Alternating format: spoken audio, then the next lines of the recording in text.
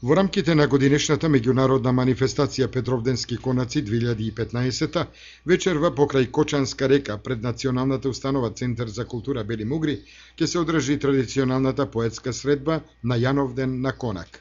Според најавите и пристигнатите гости на овој меѓународен собир на поети ќе учествуваат 12 автори од повеќе балкански земји, меѓу кои и од Србија, Црна Гора, Бугарија, Украина и од Македонија. Балканската поетска средба, што веќе самата по себе си доби свое име, значи на Јановден на Конак. Секој година имаме представници, поети од нашата средина, некаде очекуваме, значи некаде околу 15-16 учесника да бидат на самата манифестација.